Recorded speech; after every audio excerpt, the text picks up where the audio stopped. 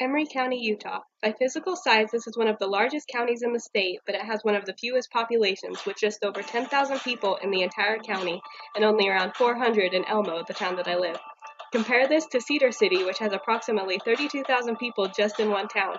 This is a rural community where things like religion, farming, family, and politics are taken very seriously.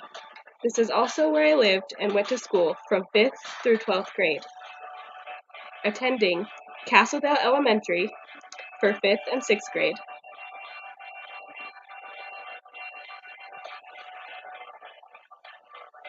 San Rafael Junior High, which is now a middle school, for 7th, 8th, and 9th grades,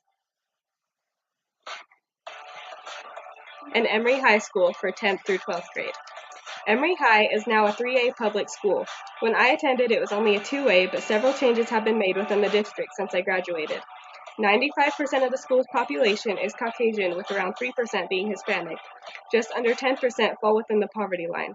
I was within the majority of this school, being a white middle-class English speaker.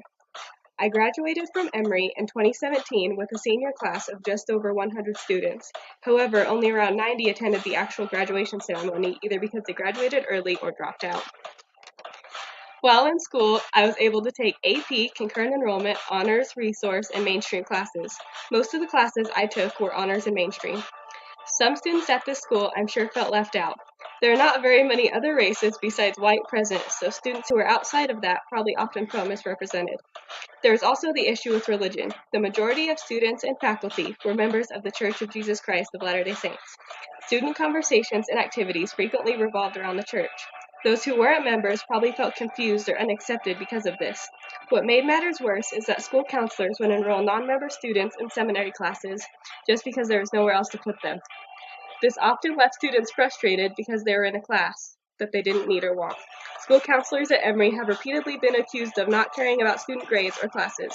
In recent years, there have also been complaints about how there is nobody willing to help struggling or failing students. Some students were also treated differently because of their family members or last name. If a sibling caused trouble or didn't do well in school, teachers would assume the whole family was that way and treat students differently because of it. I didn't have a huge problem with this in school, but I was affected. I had brothers who went before me and didn't set the best example. However, I had decent grades and kept out of trouble, so this treatment didn't affect me as much as other students. My family didn't have the best standing in the community, but it also wasn't the worst. I believed in mostly the same things as faculty and peers when it came to politics, religion, schooling, and other matters, so I wasn't treated too differently.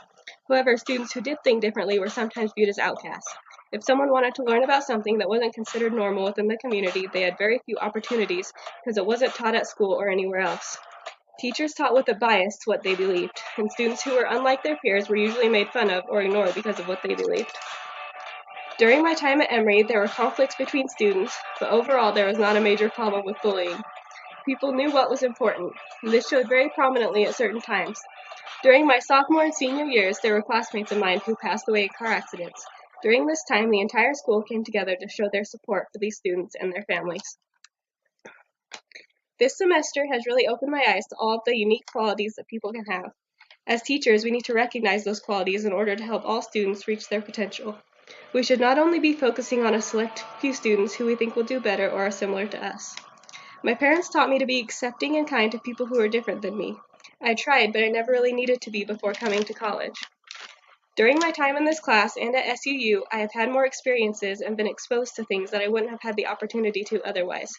I have had the chance to interact with people of different backgrounds and cultures that I had never considered before. In my future classroom, I will teach in order to include everybody and help everybody learn. If students need extra help, I will give it to them or find somebody who will be able to. I will not teach with a bias and make sure that all students are able to express their ideas and opinions. Having a classroom that includes students who are ESL, have physical disabilities, are in poverty, or any other situation is vital to their education. Through classes, clubs, and hands-on experiences here at SUU, I will be able to accomplish this goal and be a better teacher.